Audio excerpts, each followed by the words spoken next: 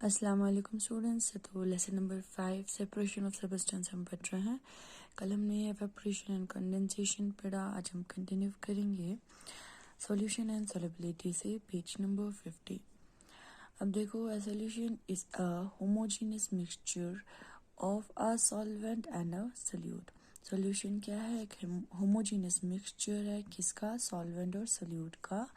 A solvent is a substance that dissolves a solute that may be liquid, solid or gas, resulting in the formation of a solution. Solvent जो एक substance है जो dissolve होते हैं, a solute that may be liquid भी है, हो सकते हैं solid भी और gas भी, resulting in the formation of solution. Solvents are usually but not always liquids. Solvent जो है usually liquid होते हैं, लेकिन हमेशा जो है वो liquid नहीं होते. Solutions from the medium in which many chemical reactions are carried out.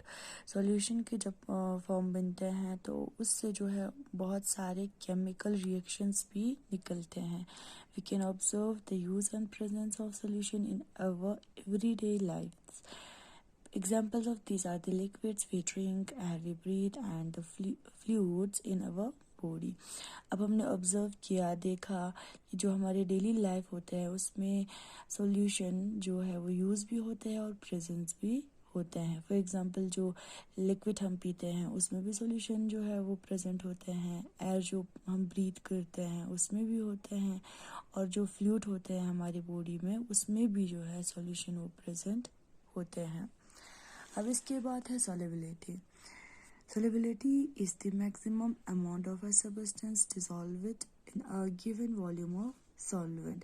Solubility क्या है? एक maximum amount of substance जो है वो dissolved होते हैं in a given volume of solvent में. ठीक है. Often the solubility in water is expressed in gram 100 milliliter. अब यहाँ पे solubility जो water में होते हैं उसको एक्सप्रेस करते हैं इन ग्राम 100 milliliter. A saturated solution is the one in which no more solute dissolves as it has reached its maximum solubility. अब यहाँ पे solubility तो हमने देखा, solubility जो है मैक्सिमम अमाउंट ऑफ सब्सटेंस जो है वो डिसॉल्व होते हैं किस में? गिवन वॉल्यूम ऑफ सॉल्वेंट में. अब सैचुरेटेड सॉल्यूशन क्या है? सैचुरेटेड सॉल्यूशन जो है, सैचुरेटेड सॉल्यूशन में जो है और भी सॉल्यूट डिसॉल्व नहीं होता जब वो एक मैक्सिमम सॉल्युबिलिटी पे पहुंच जाते हैं, उसको हम कहते हैं सैचुरेटेड सॉल्यूशन. अब ये रहा आपका सॉल्यूशन और सॉल्युबिलिटी. इसके बाद है फैक्टर्स अफेक्टिंग सॉल्युबिलिटी. जो फैक्टर्स होते हैं जो सॉल्युबिलिटी पे इफेक्ट करते हैं. ठीक है, फैक्टर्स अफेक्टिंग सॉल्युबिलिटी हम देखेंगे. फर्स्ट है आपका stirring. Solutes dissolves faster in the solvent when the solution is stirred. Solutes जो है वो डिसॉल्व होते हैं सॉल्वेंट में जब हम सॉल्यूशन को स्टिर करते हैं. Solute in powdered form. Solute in powdered form dissolves faster. जो सॉल्यूट होते हैं जब वो पाउडर के फॉर्म में होते हैं तो वो जल्दी से डिसॉल्व होते हैं.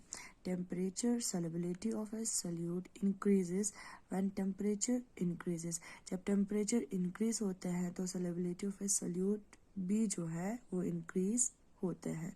Solutes can be separated from a saturated solution by the method of crystallization. Solute को जो है उसको separate करते हैं किससे?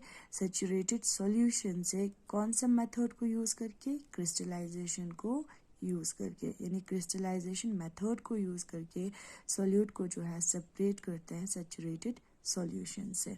अब यहाँ पे हमने जो है सैचुरेटेड सॉल्यूशन भी देखा किसे कहते हैं. अब उसी सॉल्यूट भी हमने देखा, तो सॉल्यूट को सैचुरेटेड सॉल्यूशन से जो है वो सेपरेट करते हैं क्रिस्टलाइजेशन मेथड को यूज़ करके. अब क्रिस्टलाइजेशन क्या है?